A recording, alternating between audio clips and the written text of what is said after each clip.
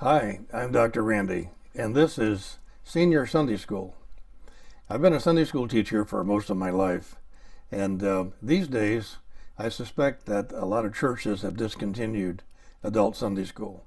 So I'm offering this series of conversationally toned lessons on chapters of the Bible. For those of you who maybe can't go to an adult Sunday school in your church because they've limited it to just children. But in any event, anyone who wants to watch, you're welcome. This is not a program that's designed for children. It's designed for adults and especially for senior adults. Today we're going to be doing Galatians chapter 4. And if you haven't seen chapters 1, 2, and 3 presentations, I would advise you to do that. Search the web for those on YouTube. But you're welcome to chapter 4, whether you've heard the first 3 chapters or not. Let me give you a little background. This is a letter that was written, Galatians is a letter that was written to the churches in Galatia. Galatia is actually what we now call Turkey. And there were a number of churches that Paul had started on his first missionary journey in the area of Galatia. There were churches, for example, in Iconium and Derbe and Lystra and Antioch of Pisidia. There were 2 Antiochs. Paul was going to church himself in Antioch of Syria. That's the church where Christians were first called Christians. But he went to another Antioch, this one in Galatia, called Antioch of Pisidia. Anyway, Paul has heard that they're having some problems, and so he's writing this letter probably in late 40 AD range, like 47, 48. Some people feel that this is the oldest written material in the New Testament, written down actually before the Gospels were written down.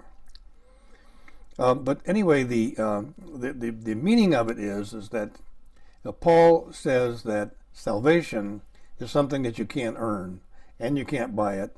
You can't earn it by following the law, because you can't do it perfectly. We're human. We can't follow the law perfectly. And so salvation is something that is a gift. Through the grace of God, all you have to do is to accept it.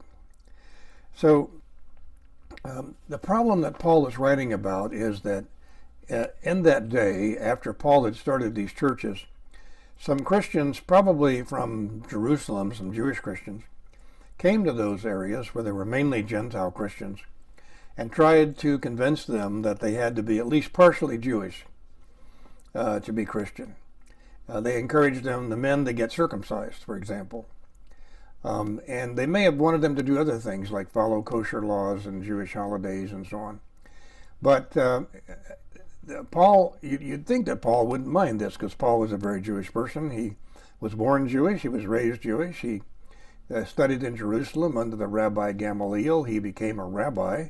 He became a Pharisee. It's hard to imagine anybody more Jewish than Paul. But Paul, instead of being happy about this, was very much upset about it. As a matter of fact, for the people who were following these Judaizers and were becoming convinced by them that they had to be at least partially Jewish to be Christian and to follow the law, Paul refers to them in chapter 3 as foolish. So in chapter 4, he's going to continue along this line of explaining to the new Christians, both the new Jewish Christians and the new Gentile Christians, why they did not have to be first Jewish, and especially they did not have to follow the law. All of Galatians is sometimes called the Christian Manifesto because it's Paul's statement of the Christians' freedom from the law. We now have salvation which frees us from the law, and the only law we have now is the law of love. We have to love each other and love everyone else. So let's start off by reading in chapter 4, and Paul here is going to start off by talking about the difference in an heir and a slave.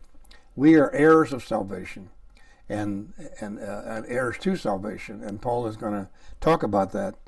He says, what I am saying, this is in verse 1, and by the way, this is the New International Version. If you're reading along in a slightly different version, why, it'll sound a little different, but hopefully you'll get the get the text of it. What I am saying is, as long as an heir is underage, he is no different from a slave. Let's say, for example, that you're in a wealthy family and your parents die and you're 12 years old and you have all this money, but you really can't, you're not old enough to really run the family business at that point.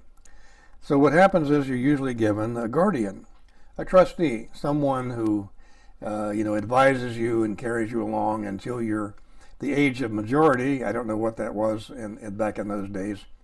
It's typically 18 to 21 now. And then at that point, you would become in charge. The heir is subject to guardians and trustees until the time set by the father. The analogy here is that Paul is talking about the law as a trustee or a guardian. So also, when we were underage, we were in slavery under the elemental spirit forces of the world.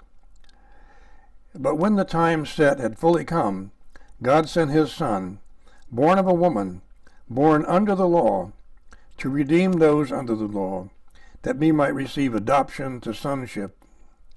Okay, so we're going to now be redeemed we're going to be redeemed from the law, and we're going to be adopted to sonship. We're going to be sons of Abraham and heirs. Because you are his sons, God sent the Spirit of his Son into our hearts, the Spirit who calls out, Abba, Father. So you are no longer a slave, but God's child. And since you are his child, God has also made you an heir. Now, in verse 8, Paul talks about his concern for the Galatians. And it says, formerly, when you did not know God, you were slaves to those who by nature are not God's. But now that you know God, or rather are known by God, how is it that you are turning back to those weak and miserable forces? Do you wish to be enslaved by them all over again? He's talking about trying to be justified before God by following the law. First of all, Paul knew as a rabbi and a Pharisee that it was very difficult to even memorize all the laws, much less follow them, because we're all human.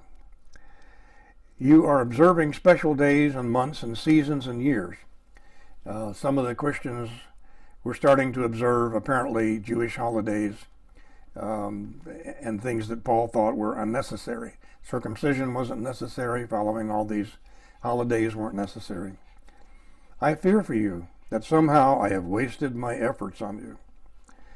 I plead with you, brothers. Paul sounds a lot like a father talking to a teenage son, saying, I don't know, am I wasting my effort on you? I plead with you, brothers and sisters, become like me, for I became like you. You did me no wrong. As you know, it was because of an illness that I first preached the gospel to you. And even though my illness was a trial to you, you did not treat me with contempt or scorn. Instead, you welcomed me as if I was an angel of God, as if I were Christ Jesus himself. Where then is your blessing of me now? I can testify that if you could have done so, you would have torn out your eyes and given them to me. I have now become your enemy by telling you the truth. Well, we know that can happen. If you're overly truthful with somebody, if you tell them really the way it is, they may not be able to accept that, or yet able to accept that, or unwilling to accept that, and they may just reject you because you represent the truth that they're not able to yet handle. So it takes a very skillful person to be able to tell someone the truth and still have a relationship with them and still be their friend. Paul says here that you would have taken out your eyes and given them to me. Some people feel that this is Paul's thorn in the flesh. Paul talks about in other books his thorn in the flesh. Many theologians think this was an eye problem. He may have had just an ordinary visual problem, like not being able to focus on things up close, or not being able to focus on things at a distance, things that we can easily now handle with glasses. Paul couldn't do that. It may have been that he had an eye disease of some sort. It also sounds like he had a serious kind of temporary illness while he was there. And as a physician, I can tell you that at that time, malaria was common in that area. Malaria now is limited to just a few countries in the world. Still a major threat and still kills many, many people. But malaria at that time was in the area of the Holy Land as well. It's possible that he had an attack of malaria. Okay, it says in verse 17, those people are zealous to win you over, but for no good. What they want is to alienate you from us, so that you may have zeal for them. It is fine to be zealous, provided the purpose is good, and to be so always, and just when I am with you. My dear children, for whom I am again in the pains of childbirth until Christ is formed in you, how I wish I could be with you now and change my tone, because I am perplexed about you. Paul is saying, I wish I was with you, I could understand it more, I could be more understanding, but I'm just having to write you a letter and I'm being a little blunt. And then Paul, of course, being a rabbi, decides to go into what we now call the Old Testament to give an example of who the sons of Abraham really are. The Christians are the new sons of Abraham and now have the promise that Abraham was given. And he goes back to the story of Hagar and Sarah.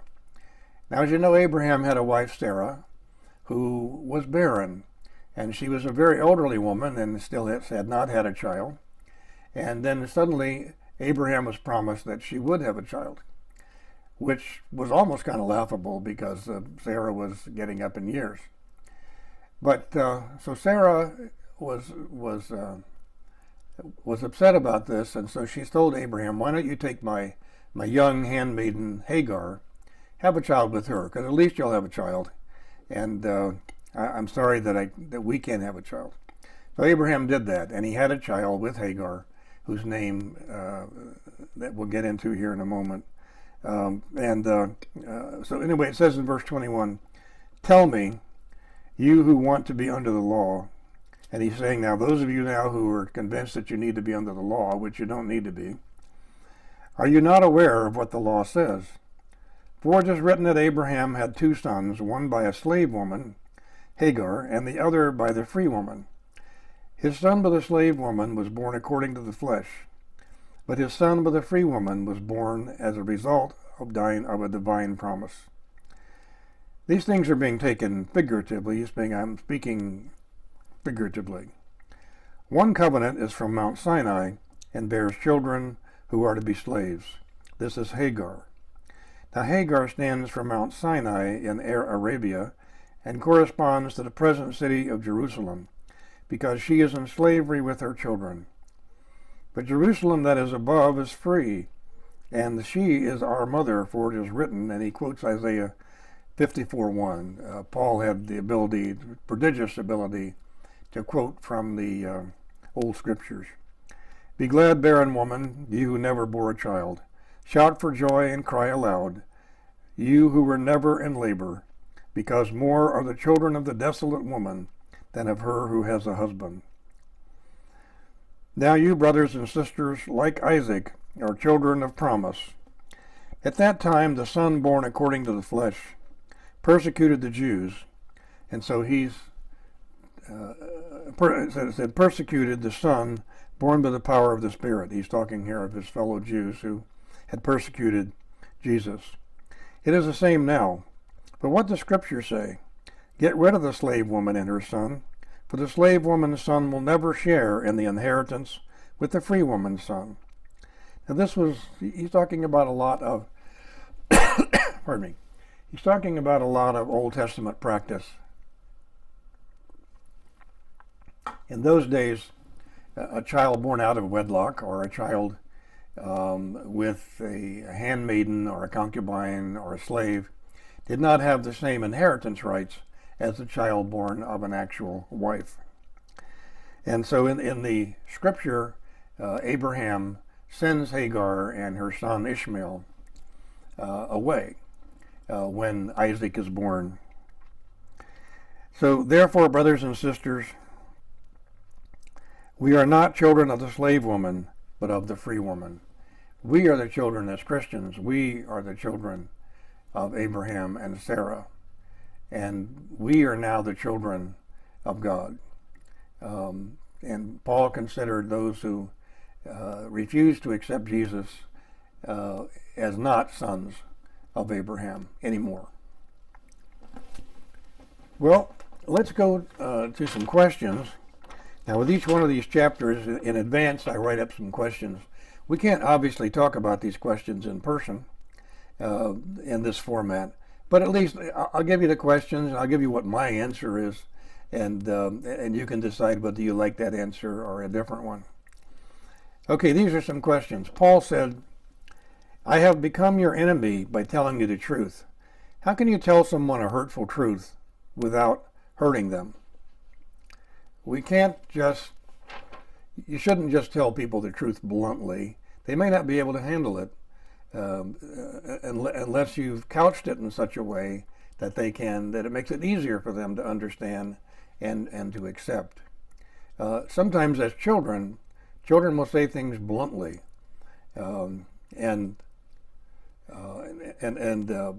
my experience as a physician, I've had a number of brain injured patients, and they also will say things bluntly. They'll just walk up to you and say, why are you so fat? Because they've lost those kind of cultural niceties. You normally wouldn't do that. That would be considered rude to say something like that. So how do you tell people the truth without making them an enemy? I'm not an expert on this, obviously, but one of the things that I've learned to do over the years is to ask a question. Instead of telling a child or a grandchild, you need to study more so you can make better grades. Your grades are not very good, and you need to spend more time studying. Well, that's one way of doing it, but you could also ask it as a question. Ask the question, is it possible, do you think it's possible, that you could make better grades if you would study more? Now, you haven't accused them of anything, you merely ask a question. And hopefully what they'll do is take that question and go and think about it, process it, and over a period of time, they might come to the conclusion, I bet I could make better grades if I studied more. And so that's one way of doing it, is to simply state the issue as a question. Number 2, this is a true or false one.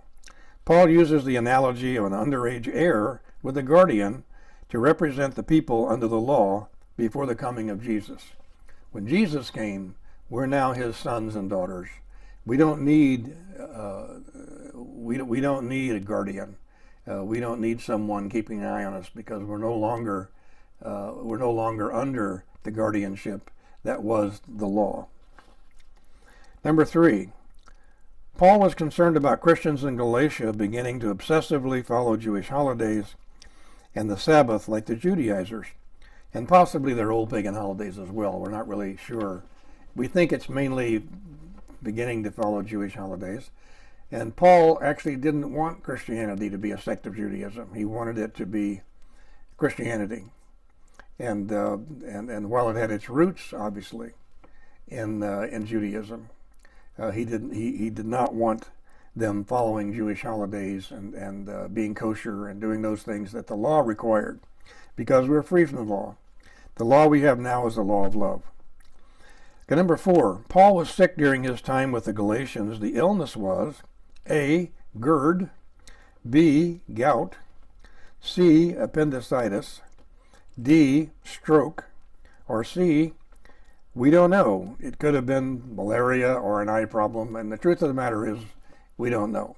So I would say the answer is E. And number 5, true or false? Paul told the Galatians that going back to Jewish laws and practices was enslaving them, and they would not be free from the law through their faith in Christ. Well, my answer to that would be true. And number 6, the final question, Paul said that the Christians were the new children of God. And that's actually true. The chosen people had always been the Jewish people, the sons and daughters of Abraham. But now he's saying that the true children of God are those who have accepted Jesus. So it's a totally different from what he learned as a child growing up as a Jewish person. Well, I hope you've enjoyed Galatians 4. Look on the internet on YouTube for the finish of Galatians chapters 5 and 6. And thank you very much. Hi, this is Dr. Randy, and this is A Moment for Medicine. I've been practicing medicine now for over 50 years, and so many of my elderly patients and elderly friends ask me questions about various topics that are of interest to people in my age group. And in previous presentations, I've talked about statin drugs and high blood pressure and how to handle acute stroke. Today, I'm going to be talking about total joints, total hip replacements, total knee replacements, and so on. Being able to replace joints has been a major change in medicine. Really, seriously, a major change. It's been going on now for about 50 years. And they've been improving the whole time and been getting more joints. First of all, we just did the hip, and then we were able to do the knee, and then the ankle, and then the shoulder, and then now we got the wrist and the elbow. So many different kinds of total joint. And probably, by the way, in the future, we'll be able to replace virtually any joint in the human body after we get the technology. Now, medicine changes rapidly, and like I said, when I was a medical student and a young physician, most elderly people, not most, but many elderly people were walking around with canes and crutches and braces and sometimes a wheelchair because they had developed severe arthritis, mostly wear and tear arthritis, or what we call osteoarthritis. Sometimes it was rheumatoid arthritis or another kind of arthritis, but usually it was arthritis that had gotten so bad that they literally just couldn't walk without a cane or a crutch, and they were in a lot of pain. And so this has been a major change. It's literally true that medicine changes so rapidly that what you learn in medical school and residency in about 10 years is out of date. You know, you have to keep learning, and as a physician, you have to keep learning and staying up with what's going on because it changes all the time as our improvements gradually improve. The operations are called, people call them like a total hip replacement. Physicians would call that a total hip arthroplasty, or a total knee arthroplasty, but it doesn't matter what you call it. What's the history of joint replacements? How did we learn to do this? Well, as far back as 1891, that's right, 1891, there was a Dr. Gluck in Europe who figured out how to do a total hip replacement. It didn't work very well because the materials he used weren't very good. But by the 1960s, there was a doctor in England by the name of Dr. John Charnley, an orthopedist, who figured out, in fact, how to do a very good total hip replacement. He figured out the technology, the metals, he figured out how to glue it in. He was really quite brilliant. Now, it pains me to say as an American physician that the English physicians and physicians from the UK are very good physicians. And even though they have socialized medicine there, they do a very good job, and their health statistics are very good. But Dr. Charnley just figured out how to do this. Now, the procedure, and he figured out the procedure also. The procedure is to remove the old joint. So to do a hip replacement, for example, the doctor has to dislocate your hip, take it apart, so they can saw off the ends of it and put in the artificial components. And so he used artificial components that were polycarbonate, and he used titanium, and now we use some alloys of cobalt and chromium. We don't use regular metal or stainless steel like we used to. We use these special materials. Well, what about the statistics on this? Well, in the people over 50, there's about 4.7 million people in the United States who have had a total knee replacement. There's about 2.5 million who have had a total hip replacement. Now, altogether, over time, in our country, about 350,000 people get a hip or knee replacement each year. And about 680,000 get a knee replacement each year. So about 1 million people get either a hip or a knee replaced each year. So it's really big business in the medical world. And the older you get, the more likely you are to have a total joint replacement. For example, by the time you're 90 years of age, should you be so lucky to live that long, 10% of people in their 90s have a knee replacement, and 6% have a hip replacement. As I mentioned before, there are many joints now that can be replaced. The hip replacement was the first. Then we developed a knee replacement, which frankly wasn't very good at first, and then got much better and is very good now. Then we developed a shoulder replacement, which is improving over time. It's pretty good now, and I think it's going to get better. And also we have an ankle and an elbow replacements that we can do, which are newer. The cost of these joint replacements, like a hip replacement, is usually, by the time you pay the hospital, the doctor, the anesthesiologist, buy the special alloys that you have to put of the hip itself, you're talking around $40,000 to $50,000. Cost-wise, that may be less expensive than the person taking opiates and buying crutches and braces and getting all kinds of physical therapy. It might be actually less expensive over time just to go ahead and do the operation. That's what Dr. Charnley thought, and he was able to convince the people who run medicine in England that was in fact the case. What are the complications of these procedures? Well, let's talk specifically about the hip, because that was the first one we had. With any operation where you're put to sleep and you have some time in bed, you run the risk of getting blood clots, which physicians call deep venous thrombosis, or DVT. Those can be very dangerous. So sometimes you're required to have a blood thinner or an anticoagulant to keep that from occurring. You can have a fracture during the surgery. As I mentioned, the doctor has to dislocate your hip, for example, so they can saw off the end of it and do other manipulations to it. And in the process of doing that, they can actually fracture the bone. So now you're dealing with a total hip replacement and a fracture. So that can happen. That's not common. After surgery, it's fairly common actually for the hip patients to have a dislocation. If you have a total hip replacement, make sure you ask your doctor what things you're allowed to do and not allowed to do. It depends on which approach they use, whether they go in from the back or the front or the side. Each one has different positions. If they go in from the side, for example, you cannot put your legs together, especially you can't cross your legs, because that may cause it to dislocate. When they dislocated your hip to replace it, they created a dislocation track. And it's going to be 2 or 3 months before that track scars in. Up until that time, if you put your hip in just the right position, you might actually dislocate it through that track that's been created. You can also have loosening. These are glued in, and it's possible over time for the glue to fail or for the bone to resorb, and you'll get loosening, in which case typically you have to take the prosthesis out and put in a new one. Now, the major problem with these, the one that is just a disaster, is infection. You cannot get infected, because if you do, it's a big problem. Now, to keep you from getting an infection, and this goes all the way back to Dr. Charnley, to keep you from getting an infection, you're given antibiotics just before the surgery. You're given antibiotics during surgery. Also, the doctor is in a spacesuit, operates actually in a spacesuit where none of their breathing or anything else can get to that joint.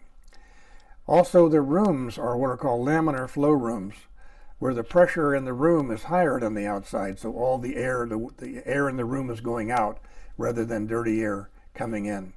These are expensive things to do, these spacesuits and laminar flow rooms. But it is a disaster. If you get the joint infected, then the body typically can't handle that infection unless you take the prosthesis out. So you got to take your total hip joint out and and it has to be out for at least 6 months to a year with a lot of antibiotic treatment, either IV or PO or by mouth, to get rid of that infection before you can go back and put it in again. If you don't wait long enough and you put it in again, it'll just get infected again. Now, while the prosthesis is out, you no longer have a hip joint. So you're going to have to walk around on crutches or by some other means until they can finally get the joint back in place. As far as aftercare is concerned, typically these days, it used to be you had to be in a hospital for a while. Still happens occasionally, but most of the time you can be discharged in a day or two and have outpatient physical therapy.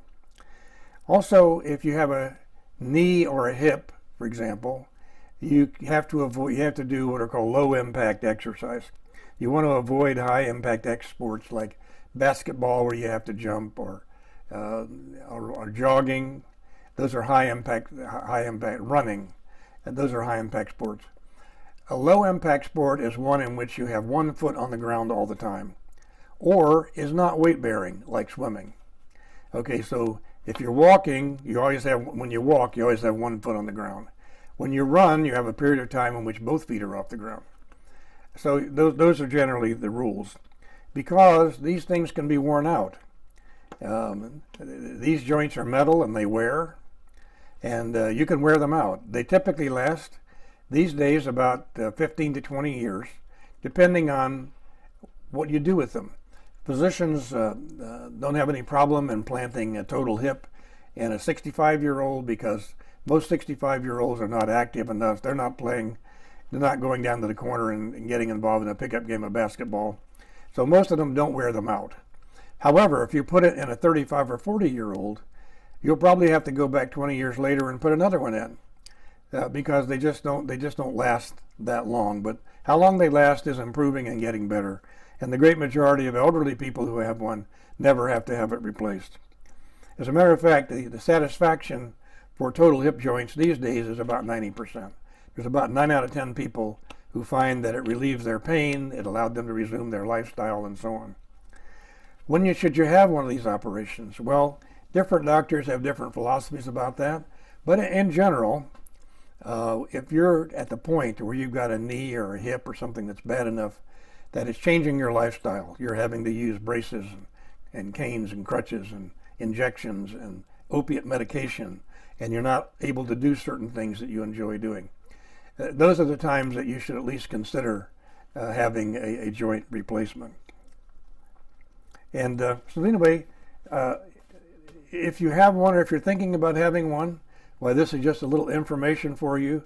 Keep in mind that these presentations are for informational purposes, educational purposes. I am not your doctor.